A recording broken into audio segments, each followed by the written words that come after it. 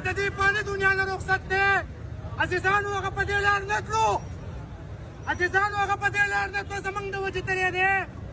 د دې امن ذمهوار اول وفاقي حکومت دی، بیا صوبایي حکومت دی، بیا چې دا چا دلته وردی اچولې وه او ما له راغی چې ما له 10 منټه راکړه، ما له 15 منټه راکړه، ما له 20 منټه راکړه، زه تا له 1 منټ هم نور نه در کوم.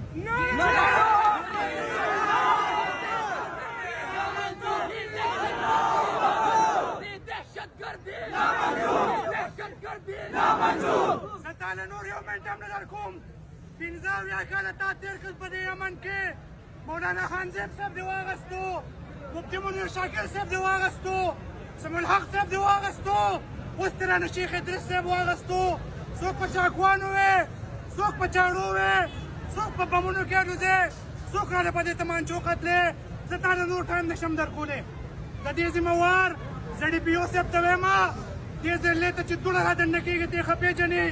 هغه چرس دی، هغه ایس دی، او چې کله سکوټ رادننه کېږي زه شراب یادوم، د هغې پته تا دی. ته د هغې نه په خلکو کې پراړو اخلې، د کروړونو په اربو حساب د هغې نه اخلې. چې تمانچه رادننه کېږي دې څنګه پرېږدي. زه چې کالج ته ځمه ما ته په ګیټ باندې غشیز لګېدلی دی.